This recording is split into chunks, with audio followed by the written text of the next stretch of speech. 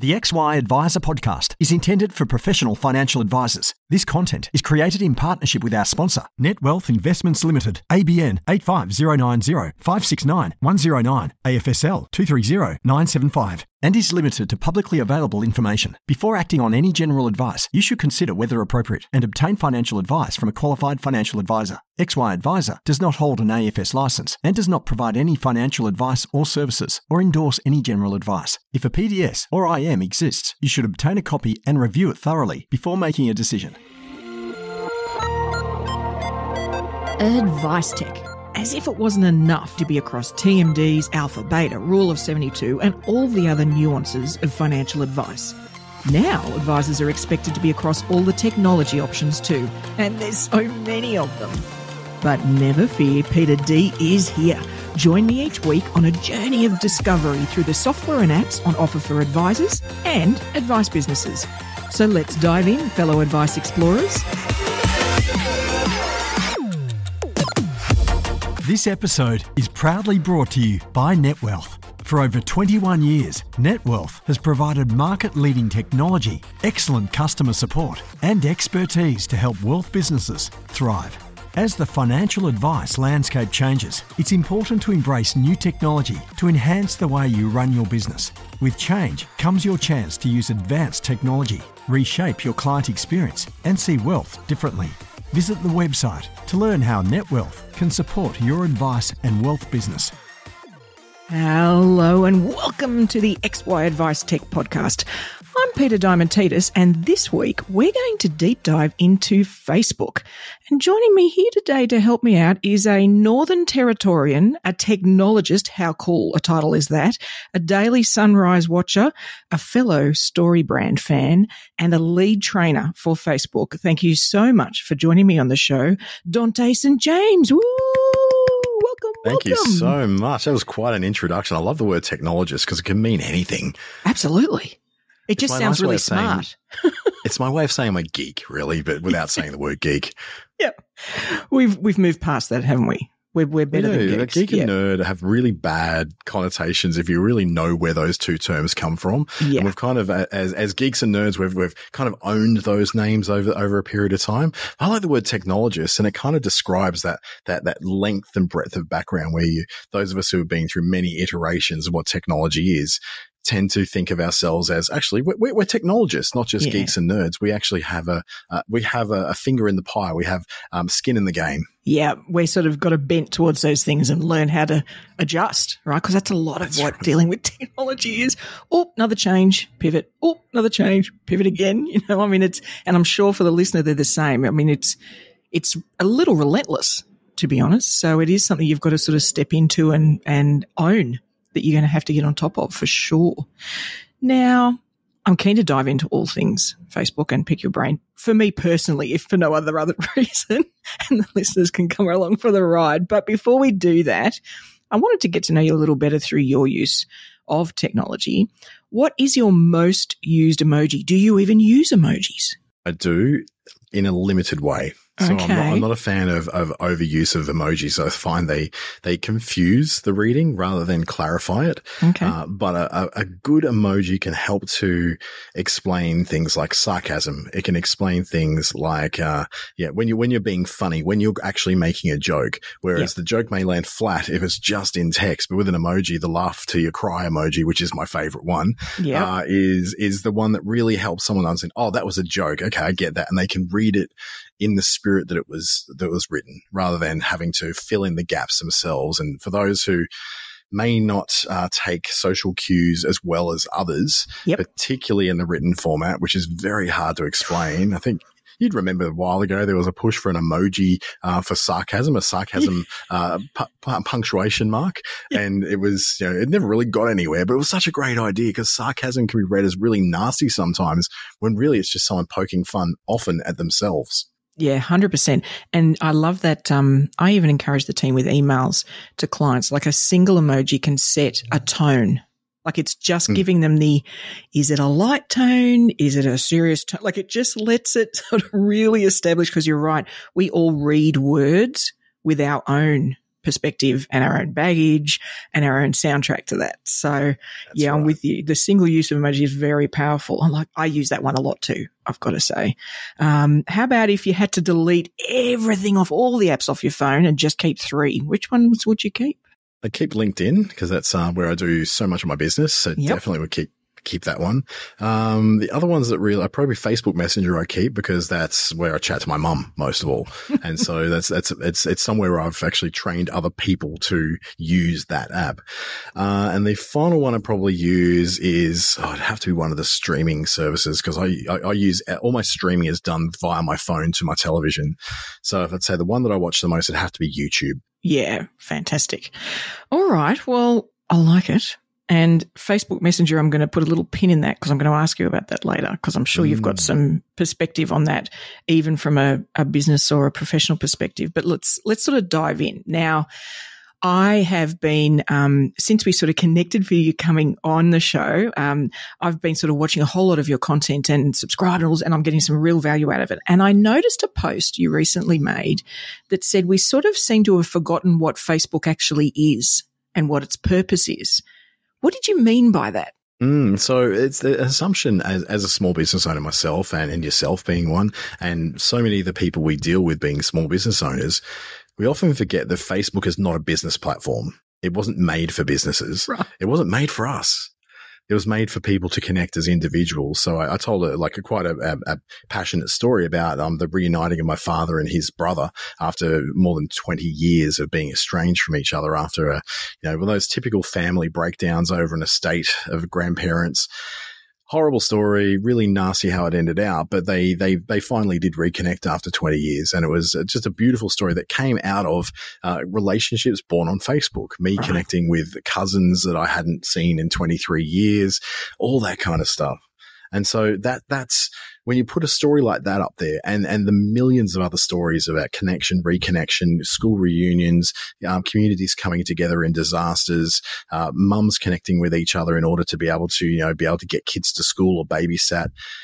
Putting then your local 50% off offer at the local takeaway shop kind of pales into insignificance with that. And that's what really shows us that Facebook is not a place for businesses really. It's just kind of been Frankensteined on to a platform that's connected for people to then be able to get something that appeals to businesses as well. But we tend to, as small businesses, rant and rave and stomp and jump up and down when, we don't have 50,000 people seeing our latest offer or our latest special coming up for them to see and take advantage of.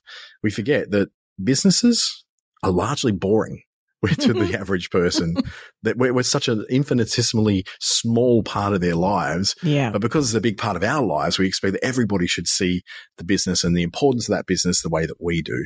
Yeah, absolutely. And it is, to that point, it is a danger that I've realized in myself when years ago, if you did a presentation or you had some thought leadership or anything like that, you'd put effort into it, you presented, and then you might get some actual feedback, like people actually talking to you or even some email feedback, and you'd sort of, oh, good, and then you'd iterate and you do it again. Whereas now, you stare at that post waiting for a like or a comment or we're a bit messed up. I think we sort of missed the point. And what you're saying there is if the lens you're using with social media or particularly Facebook isn't connection, it's probably not going to work, because it's just not what people want to be there for. That's what we're seeing right now on Facebook is we had these initial halcyon days where the business platform was sort of bolted onto it, and there was this immediate massive of posts coming in from businesses.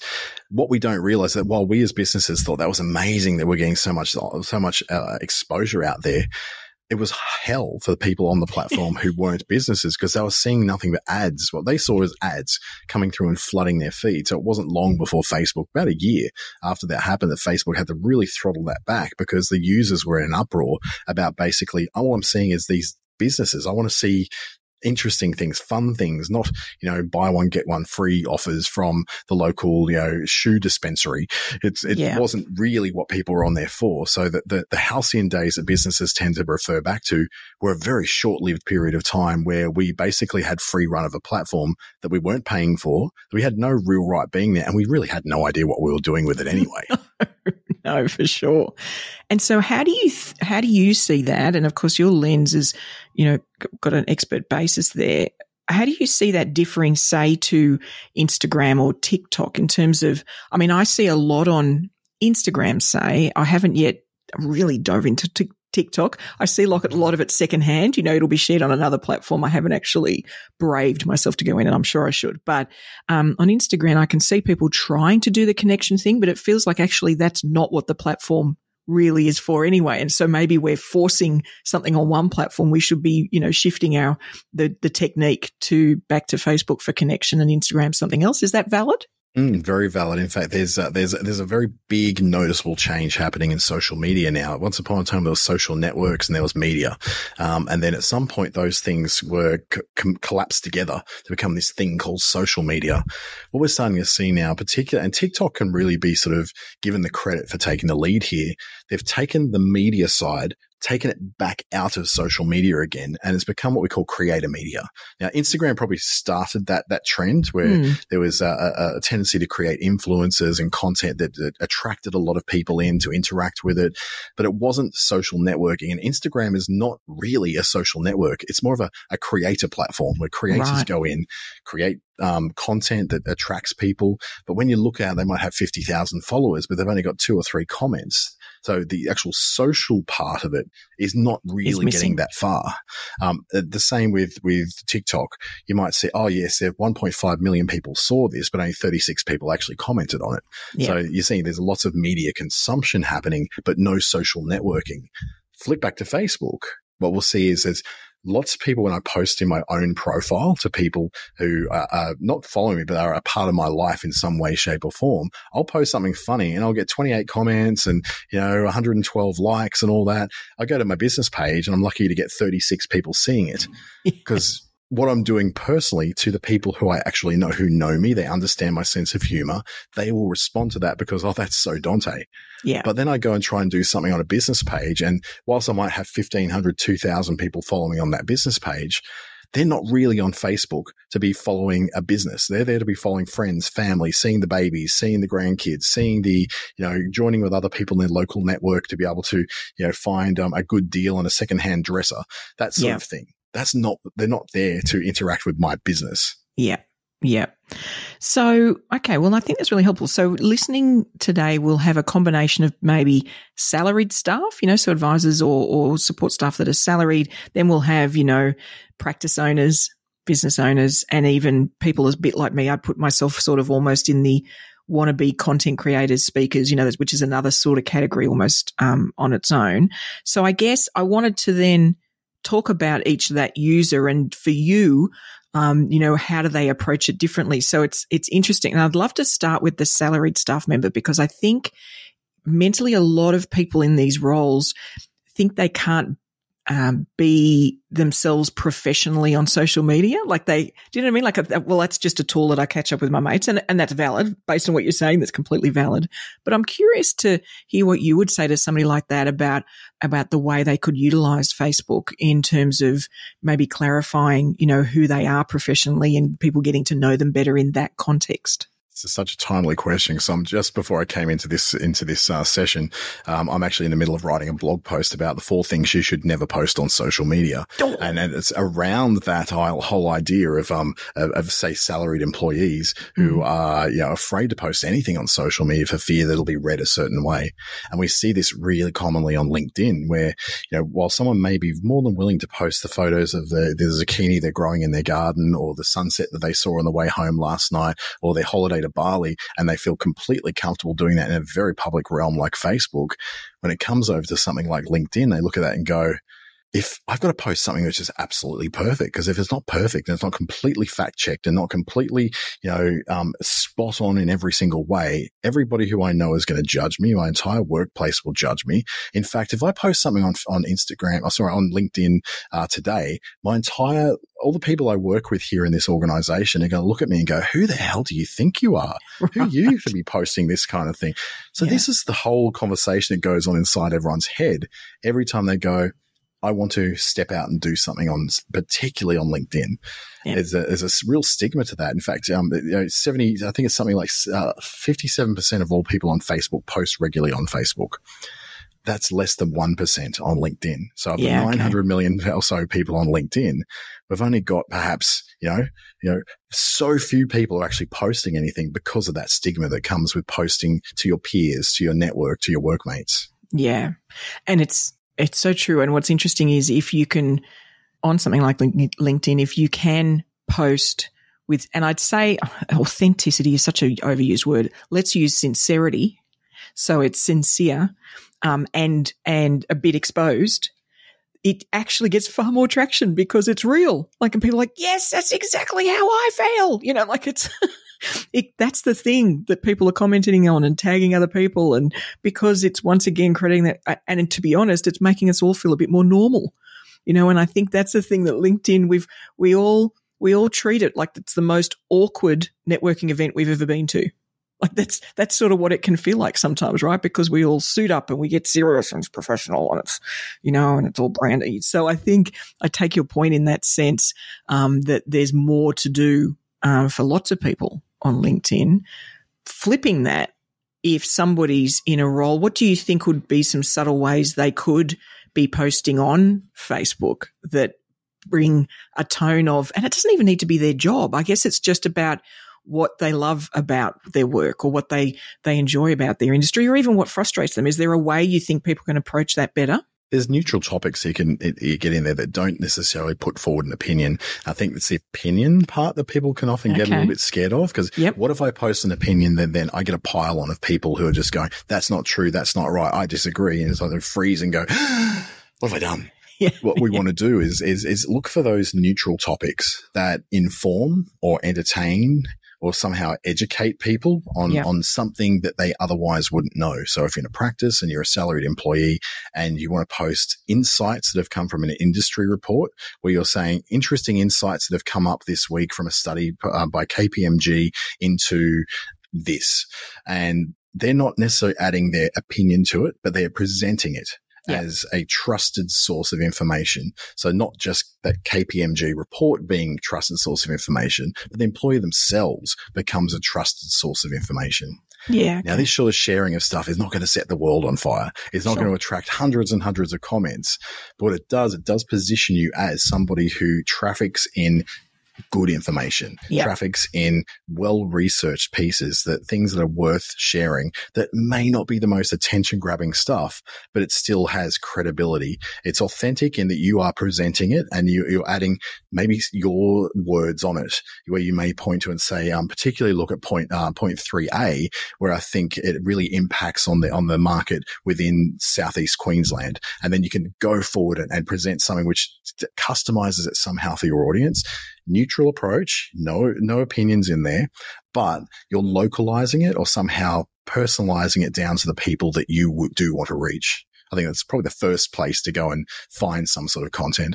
Yeah, so that's interesting. So that's a sort of almost curating or translating. I mean, I was just thinking that one angle you could take is you might be a junior advisor out there and hey, there's this thing that came out of the industry. You could do a post that's sort of along the lines of, how would I walk my gran through the recent industry report on, like making it, because you're in a human platform, it's about connection. So you need to create connection for your reader or your audience to this awkward, potentially dull and confusing thing that you're telling them about. So sort of humanizing it is probably important.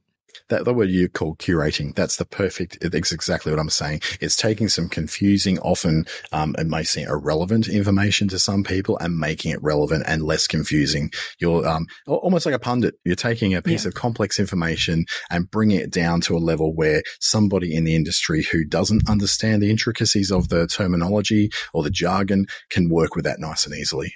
Yeah, lovely. That's really helpful. So then if we flip that to business owner, let's call them / thought leader. If you're starting, if you're a business owner, you're posting on social media or anywhere really, then you've got to sort of consider yourself as putting forward views. I guess that's when there is some opinion I would expect would start to filter through. Is that fair? In a different that's the different angle that most business owners would take? Yeah, a thought leader can't be a thought leader without having thoughts. So exactly. it kind of comes with the territory. And I had someone throw to me recently calling me a thought leader. And I thought, well, actually, it might be kind of true because I am leading a following of people down a certain path.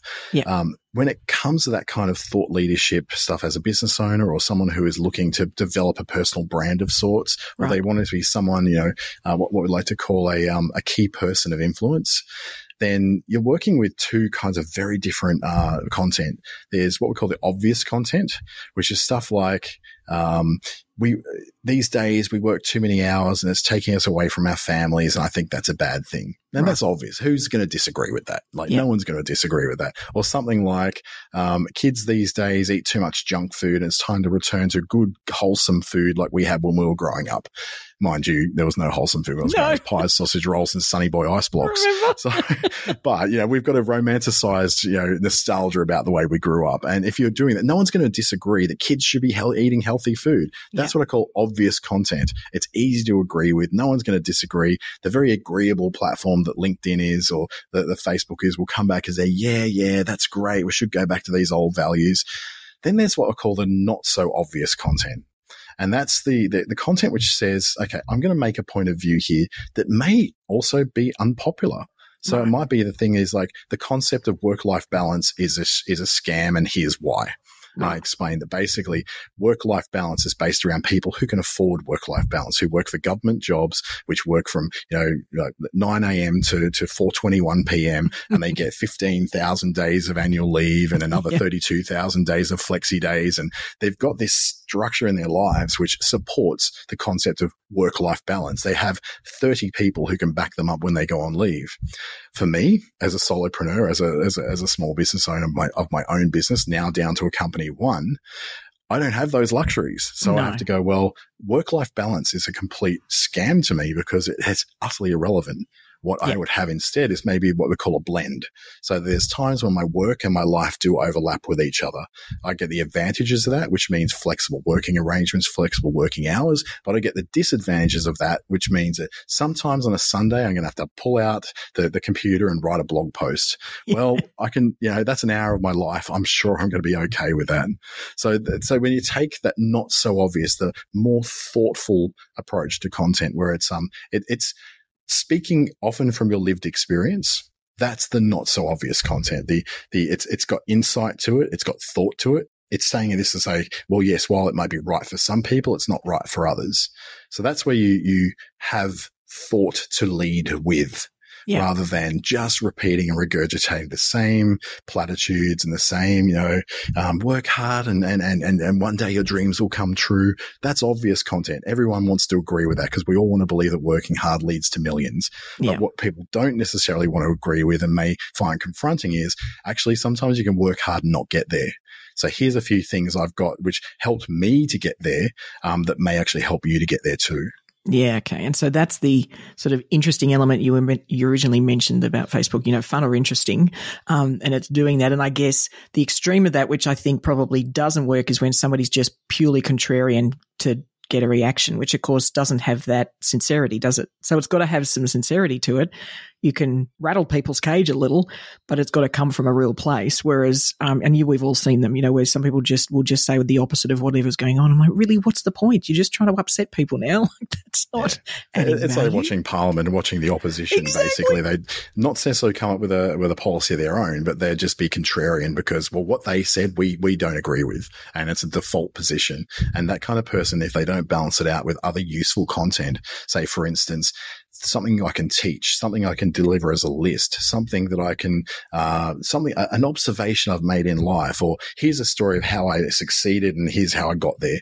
That kind of thing offsets those contrarian posts. You can't live on contrarian alone because it actually works against you in terms of the sentiment analysis algorithms within both Facebook and LinkedIn.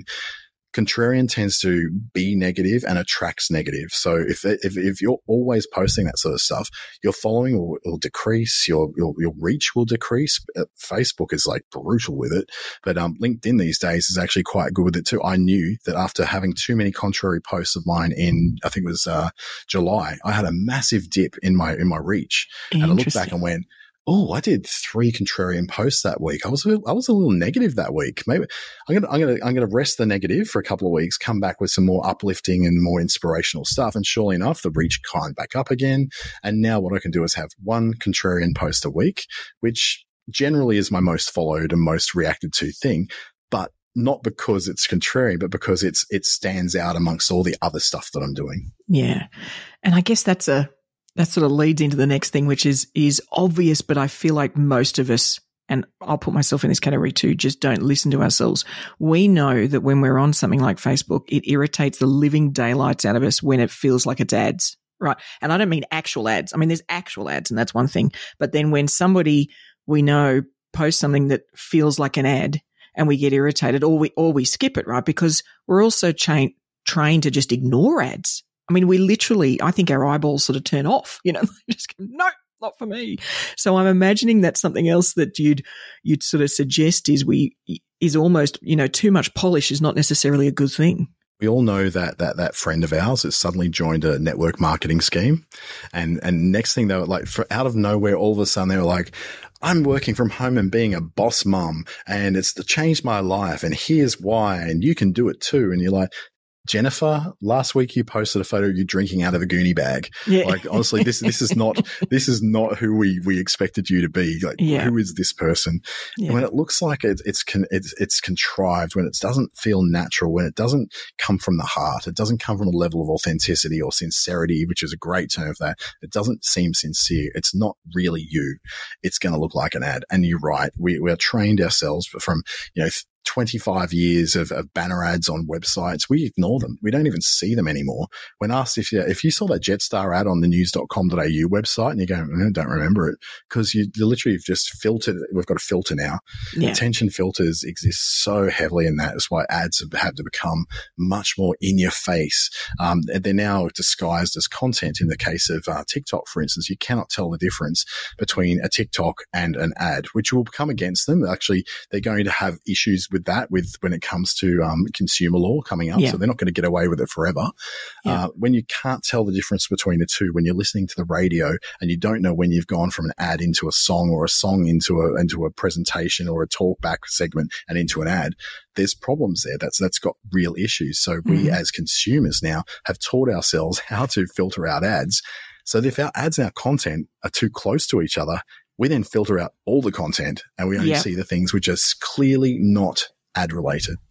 And you've got to really think about this, listeners, because I'm thinking of those ads. I think they're generally about products in like pharmacies and things, when they're talking about and they pretend, I'm assuming it's pretend, but maybe if it's even a real consumer and they're asking them questions and they love the product, it's clearly an ad. Like this is not live where they've, seconded some poor person just trying to do their shopping. You can tell because they all look too nice. Nobody looks that nice when they're doing their shopping. We've all got tracky decks on and, so, it's clearly an ad and they're trying to trick us into that. And we sort of need to, what I'm hearing is apply that filter to what we put forward is this an ad? Like, are you trying to be tricky, but actually all the radar's going to go up and the person scrolling is going to scroll straight past it because that filter will kick in.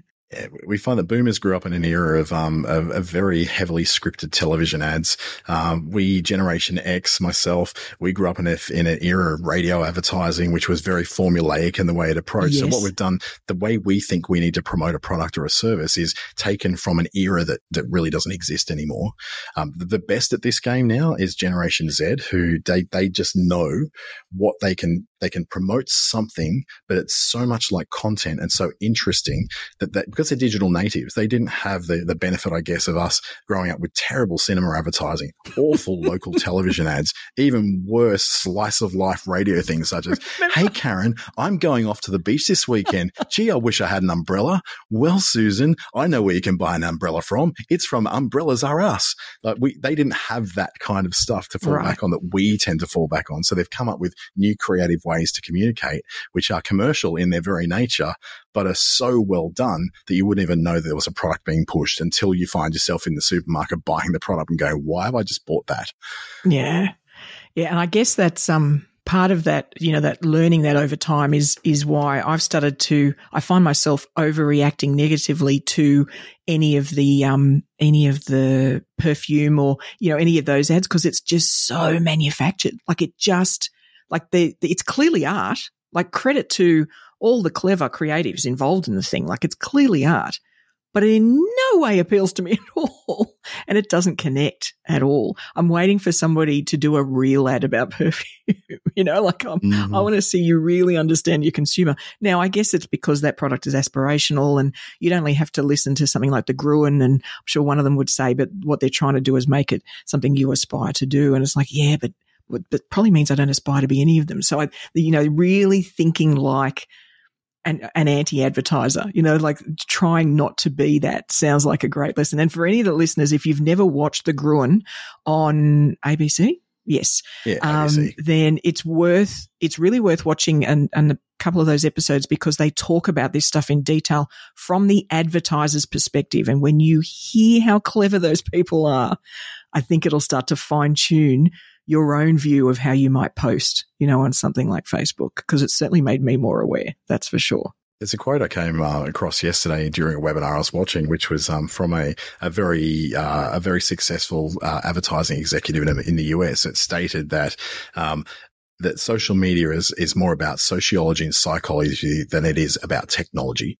And to think about that, that's what social media advertising, any sort of promotions and marketing is sociology and psychology, neurolinguistic programming, various ways of trying to hypnotize people into wanting to be interested in a product they otherwise wouldn't be interested in.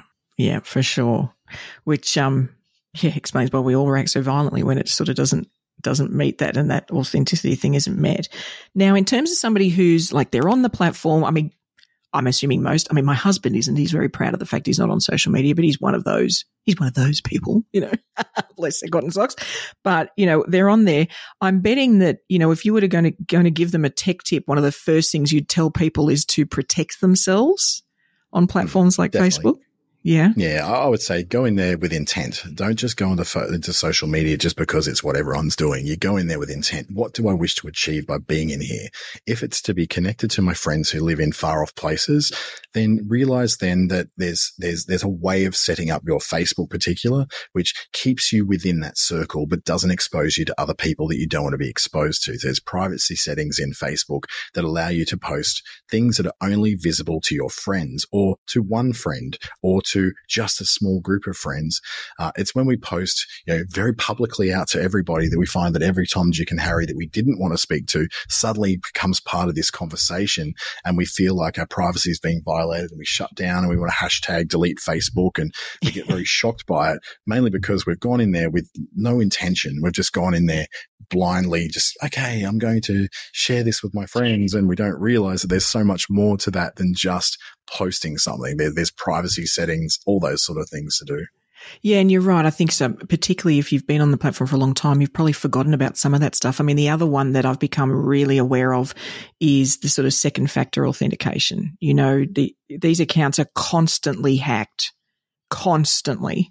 And so if nothing else after this podcast episode, please would you set up second factor authentication, because I'm sure, Dante, you must have, horrible tales of people that haven't done that and have lost all of that hard work of connecting with the audience.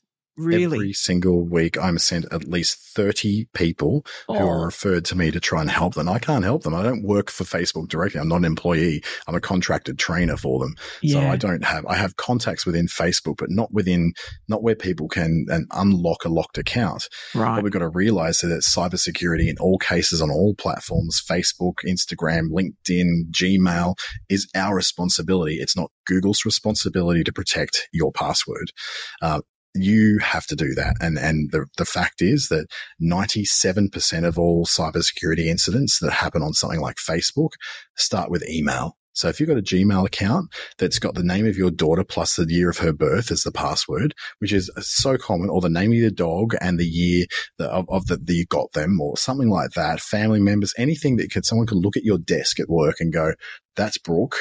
And Brooke looks like she's about 16. So let's just say, it's this year. And they come up with that. They can just reverse engineer it.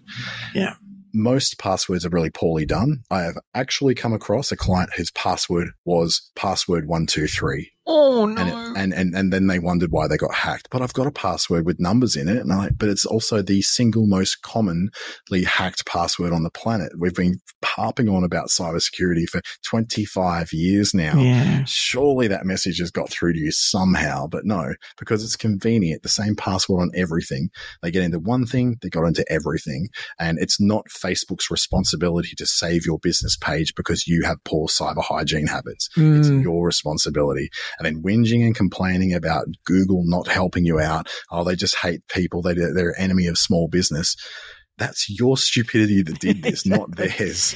It's not their responsibility. Because the other thing is, I think, in our industry, particularly as you can imagine in finance, cyber has all sorts of impacts and horrible potential outcomes. And so it is something that's really at the fore.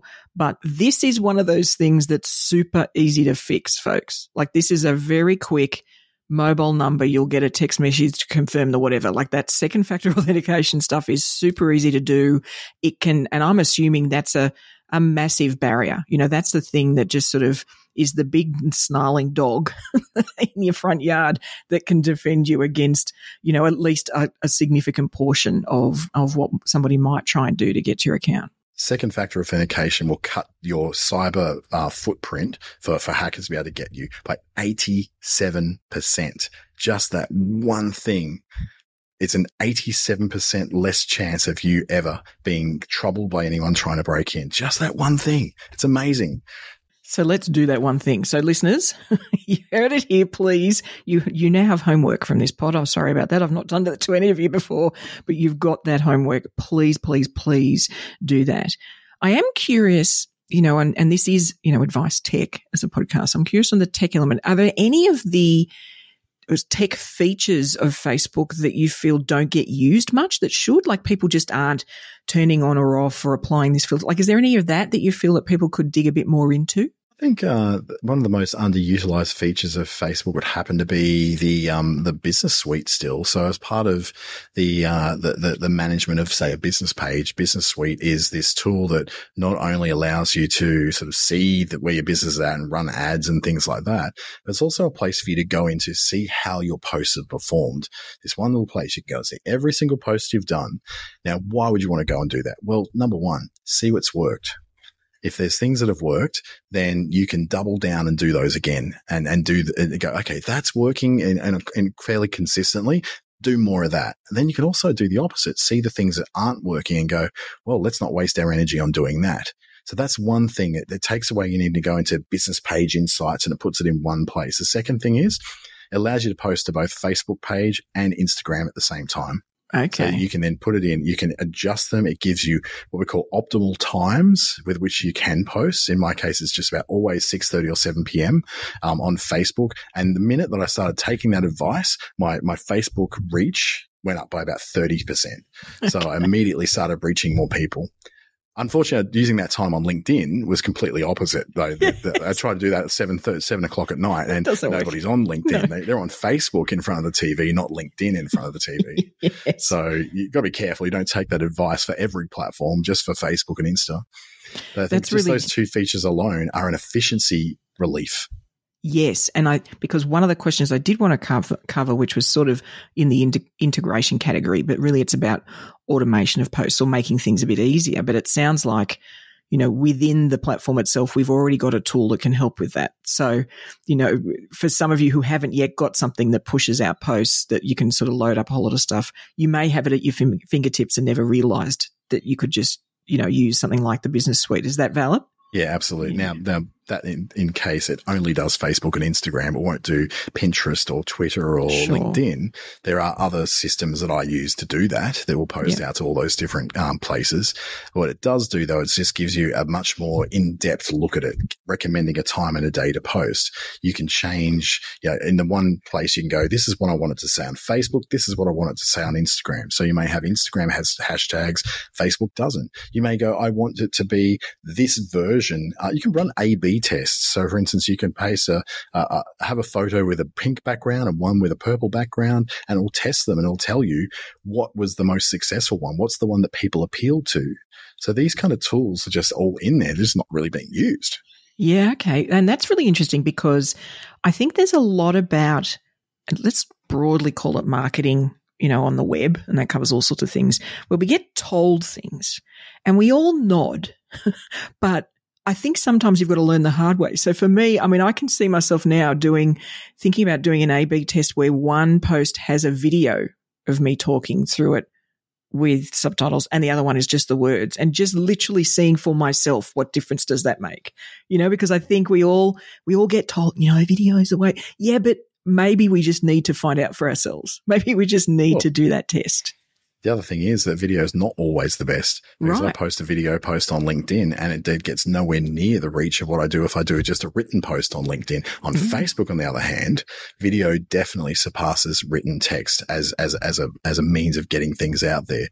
There's only one formula in social media. Everyone keeps saying, I need the tip, I need the trick, I need the framework. It's like, no, there's one rule in social media. Try it. Just try it. See if it works. If it doesn't, don't do that again. If it does work, do it again. Yeah, fantastic. That's the only rule in social media.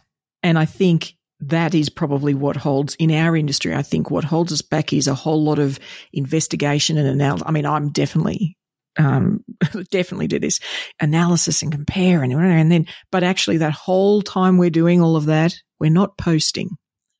So you're not connecting, and it's like, oh, doofus, we've got to better to post, like you say, even without it being perfect, and be taking a look at what responds, doing the A/B test. That to me is a great mission for those, the listeners is to start taking a look at those tools. They're right there. And the fact that it's embedded in the platform means I'm assuming it's super easy to use. Generally when they're like that, it's not overly complicated. It doesn't require you to do a whole lot of tricky things. So that's really valuable. Yeah, I think where financial services particularly get very caught up is that they go, if I say something that's not true, I'm going to be crucified. And whilst that is true, you will be crucified. The difference is stick to that neutral content. Don't do anything that's construed as financial advice. Don't do anything that's all the things you would not do anywhere else in your work. Don't do them on social media. What you do is take the best of what you can do there, the insights, the industry insights, the case studies where you can speak of a client without identifying of a specific circumstance you went through that doesn't identify them. Make sure the privacy is intact. All the same rules you follow in every other part of your work, bring that to social media. But your personal lived experience that goes alongside that story, and that story is such a part of social media that really matters. That's the stuff that's going to set you apart from one person taking a piece of information from Deloitte and another person taking information from Deloitte. It's the story you tell with it that will make all the difference. Yeah, absolutely. And that's true of anything, any messaging. It's the story is key. Now, I am curious about whether you've got any insight into what's down the track, what's coming, what can you see evolving on a platform like Facebook? I'm curious to ask you about Meta and the metaverse. I'm a little afraid of what that could dive into because truly haven't had the time to invest in thinking that through. But I am curious about what you think about all of those developments and where Facebook's heading. So I think that splitting between what we were talking before, the social media being split more towards social networking and then creator media, that will continue to go down that path. Now, Facebook knows that creator media, the TikTokification of video is great for an audience, and they're pushing a lot of that through Facebook and Instagram at the moment. But what I think they'll find is that we'll find our thing on Facebook. Now, no matter what Facebook tries to push as forward as a priority, we, the people, will find what we want to do with it. We're already so invested in the platform. It's such a part of our lives, particularly mums. Mums are just so invested in there because that's where the information from school comes from. That's where the playgroup information comes from. That's where the community groups are. That's where all her friends who are doing work from home businesses are all from as well. They're all in Facebook groups. So the groups part of Facebook is becoming more and more important all the time. We've now got, paid groups that you can join. You've got paid live video that can be put on there. So that if you want to connect with people who are in a business sense, you can do that. That return to, we've already seen two major returns come to Facebook, which are taking us back in time, is that the business page is back. Suddenly business pages are getting a little bit more reach than what they were. Now, not every page, not every post. What we're finding is that really well put together, relevant storytelling posts that hit an emotional need, or they answer a question. They're generally helpful, things that are helpful to other people. Those things are starting to get just a little bit more reach again. They're coming back again. So there's a swing back to that quality content again. And what we're seeing too is the splitting of the feeds that's coming to Facebook very shortly, where there's going to be a feed, which is, it's called like a discovery feed. So here's the things we know and love, but we're going to throw in there things that we think you're going to be loving next. Okay. So you're going to see a bit like on Instagram right now. You're not just seeing the stuff you're following. You're seeing even more interesting stuff that you're probably going to be interested in. Okay. Yeah. And of course, most of that content is going to be reels and video. Yep. So get ready for that because that's coming. But then there'll also be another feed which you can switch to, which is the chronological feed. And the chronological feed is everything. It's the fire hose that's coming down. So you can switch between them. It'll always default back to the discovery feed because that's where all the good stuff is. I'm already on that particular version of Facebook now. And I can tell you what, I switched back to the chronological feed once and I got back off it again because it was so boring. I wanted to go back to the discovery feed because it had all the interesting stuff on there. It's like it took out all that boring stuff for the people who I know and love, God bless them, that they're boring. I don't want to see their stuff. And it brought me all the stuff I really do want to see. So that's sort of what you're going to see a lot more of Instagram and Facebook particularly. And I think your point there is why groups work so well, because I'm actually in a couple of groups that are author groups. So it's for people who love a particular author's books. Now, and they were clearly all started by the people who love the books, not the author, most of them, right? And these people are insane. It's fantastic. And because there's so many of them in the group, the feed can be quite like there's a lot of variety. There's themes and there's a tone. But to be honest, it's really interesting how supportive these strangers are with each other because they've got that connected thing they love, and so that's another example of that. Well, I don't know them directly, but because I'm in that group, I'm going to be a part of all of that information, all those posts. And so, there's probably a shift the way we need to consider connection too. It's not necessarily one-to-one as much as shared interest, or affinities. Affinities, absolutely. And as I and my fellow card-carrying members of the Kath and Kim Appreciation Society can attest, we've got friends and relationships who are developed in there over a number of years now of people who we just share this common love of Kath and Kim. Yeah. And that has made us all very united, and we spot Kath and Kimisms in everyday life, and we bring that into the group, and it makes us smile, it makes us laugh. And because of all that and the way we interact, it comes up a lot on our feeds. So we're constantly then doing that. And I think that group factor, it's been the great success story of Facebook has been groups and Messenger. They've been the two things that have really been the big successes of Facebook. Fantastic. And how do you feel about metaverse? Are you in the metaverse? Have you? So no, I'm not yet. But Okay. I've seen the whispers of the next Oculus, or not. They call it not Oculus Quest. It's going to be called MetaQuest Pro. So I recently was in Sydney for training with Facebook, and we got to play with the MetaQuest the headset, MetaQuest 2. And the app that I chose to go to was the National Geographic app that took you to Machu Picchu. And so you're in Machu Picchu and you're immersed in this environment, looking around. There's butterflies going by, and you're actually following things. And there's a bird swoops down, you follow it, and then you look over the edge and you get the vertigo you would get if you were looking over a cliff edge. It's like, whoa, okay. So the difference was now everything I wanted to do was screaming into me to walk forward. And you've got limitations in physical space that you can walk forward, but you literally feel like you can walk forward. The platform teaches you more about using upper body because you're using controllers. Right. So the pick things up and throw them in the metaverse. So you're able to interact with your environment so much more than if you're just watching it on a screen. That to me was a killer feature, and I will be buying the next iteration of the MetaQuest goggles when they come out in, I think, late October they're coming out. Okay. So I put aside money. I'm going to buy. I don't know how much they're going to be, but they're going to be in my room. Fantastic. Because I've now looked at it, experienced it, and gone, it's now ready to be something of interest to me. The metaverse itself, in terms of, if anyone's seen the movie Ready Player One, it's kind of like that's the nth degree of what the metaverse can be. It's an alternative world where you can interact, you can be educated in there.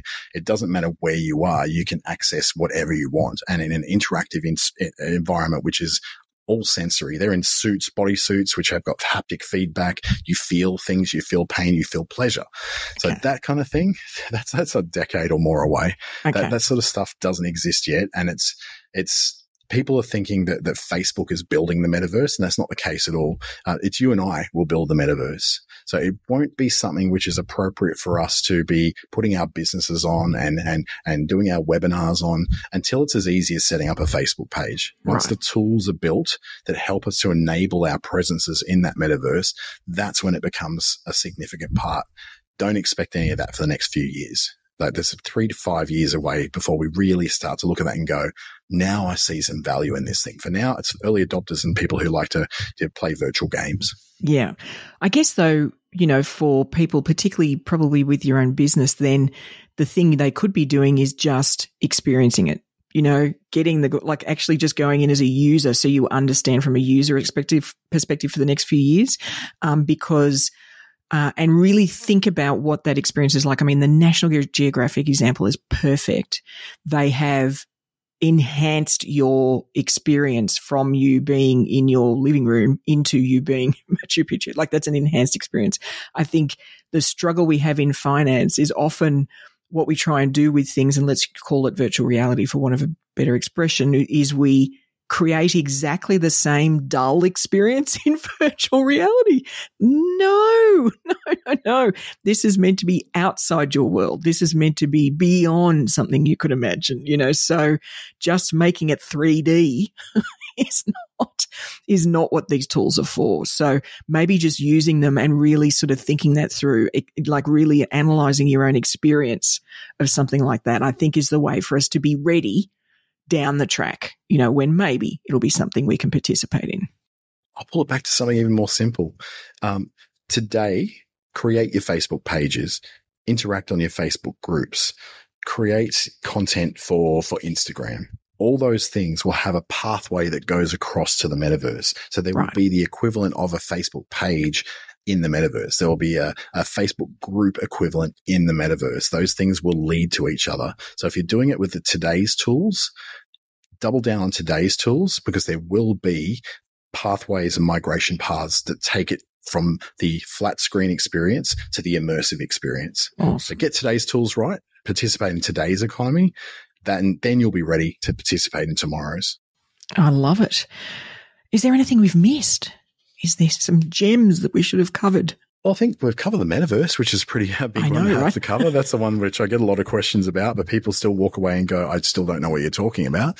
I'd say then the other thing would be to messaging is the great other area. And I think when it comes to customer service, when it comes to dealing with clients and secure protocols, things like WhatsApp, which is an encrypted end-to-end chat service, those things, be ready for the fact that not all of your clients are going to want to come and see you. Not all of your clients are necessarily going to want to hop on a Zoom call. They may want to to deal with you where they're at. And if that happens to be in a Facebook page, they want to be able to contact you and call you through your Facebook page. Allow them to do that. I don't think we do anyone any favors when we force people into our funnels. We force people into the way that we want to be contacted with. Yeah. Particularly if you're a customer-centric organization, let people contact you the way they want to contact you. Not this whole like, oh, I can't stand email because I'm on the job site and I can't do the email. Too bad, mate. Get a better way of dealing with it, because people will not contact you if they can't contact you the way that they want to contact you. That's natural to them.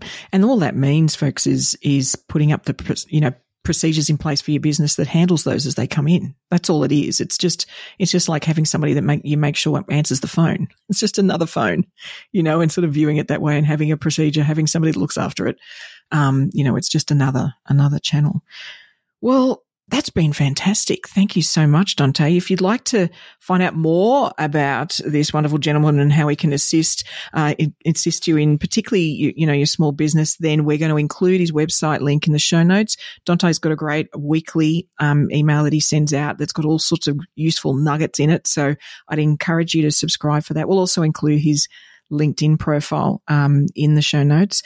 And thank you so much. I think we've covered all sorts of things. And don't forget, folks, second factor authentication. Please go and do that immediately on your Facebook account. You will thank us later. Thanks, Peter. I really appreciate the chance to sort of bring this to a new audience I normally wouldn't reach. So thank you so much to those who do tune in and get that advice. But yes, second factor authentication. Just do that one thing and you'll be, and another angel will be given their wings. Thanks, Dante. So, do you use Facebook from a professional perspective? Or are you one of those people that sort of keeps it only for personal interactions? Is there some of what we talked about today that sort of prompted some thoughts, or maybe you disagree entirely? No matter what you think, please share your insights on the XY platform. As I'd love to hear your take. We all have different perspectives on these things. And of course, anything that you've experienced in the way you've posted on Facebook or the way you've utilized the tool is always going to be helpful to your fellow advisors and bionic advisors. Now, in terms of my thoughts, now you've heard us say it a couple of times, but you know what? I'm going to say it again. Please, please, please, please, pretty please, set up that second factor authentication on your socials. Do it the minute you finish this episode. Please just get that set up. It's a way to both protect you from being hacked, but also protect your audience or your community from hearing from somebody that isn't you. And there's nothing more distressing than that. So please do that. The other thing I'd say is that we sort of sometimes we need to shift the lens we have over something. I think, Facebook can be viewed as something that's old school. It's not the up and coming thing. And that's probably correct. But, as Dante was saying, it's still used a lot. And for certain people, it's deeply used. I mean, their whole life can be an interaction through Facebook. So, sometimes we need to change the lens over something and understand where our clients or the clients we're looking for, where they might be living. And for many of them, that will be Facebook. And don't underrate the older demographic. Lots of them are on Facebook because that's how they connect with their grandkids. So please, take that lens off. Don't make an assumption that as Dante says, experiment a little and really think about, the way you can connect on a tool like this. Make it fun, make it interesting. Share a bit of yourself. Sure, curate something that's from our industry, but give it your take, give it your sense of humor, or give it, a lens through maybe the way your kids would think about this, or the way your partner or your best mate who's, maybe like me, my husband's a carpenter. What would he think of that report? So let's give, some humanity back to the way that we talk about what we do, and the help that we give the public. Now, I often get asked what it takes to become a bionic advisor, or at least to be sort of as immersed in tech and what's out there as, I am. And I give the same answer every time. It's just curiosity. We've just got to be curious. And Dante reinforced this. Give it a try. Just see what you can do. So to really develop those curiosity muscles a little bit further. As you know, if you've been listening to the pod for a little while, each week I'm going to bring up just a little groovy app that I think, or website that I think you could take a look at. Give it a bit of a looky-loo and see if it prompts any thoughts for you. Now, for this week's Curiosity Corner, I'd love you to check out Answer the Public. You can find it at answerthepublic.com. Now, their tagline is discover what people are asking about online.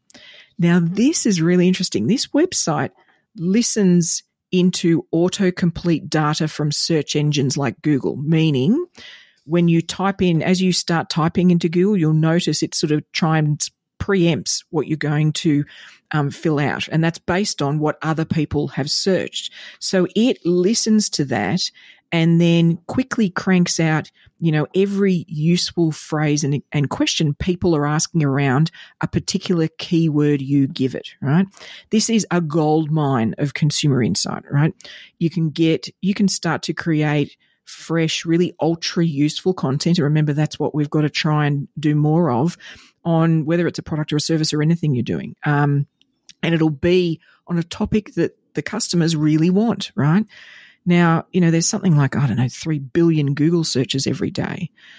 But interestingly, 20% of those have never been seen before. So this sort of tool is like a sort of direct line to what your customers are thinking. So I went on the tool, answerthepublic.com, and just typed in as a keyword or words, life insurance.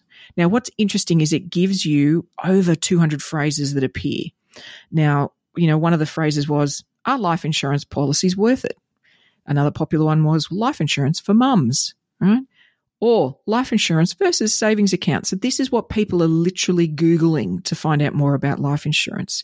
So instead of wondering what people want, we could just start with what they're already asking for. Pick your topic of interest or your niche, and you could come up with a massive list of content ideas just from a free tool like Answer the Public. So check it out, and I'd love to know what you think. Well, that's all we've got for this week. Be sure to subscribe to the podcast so you'll get your AdviceTech fix automatically sent to you each Friday. And if you'd like a speaker at your next event to brief your audience on the 7 habits of bionic advisors and the secrets to tech-powered, human-centric advice, then please reach out to me on LinkedIn /PeterMD. That's PEITAMD. And if you think you'd love to have me speak at an event you attend, then please feel free to let me know, and I'll happily reach out to them and see if they'd love to have me come and present on the habits of bionic advisors. Otherwise, I'll look forward to turning up in your earbuds next week. And remember, Advice Explorers, stay curious.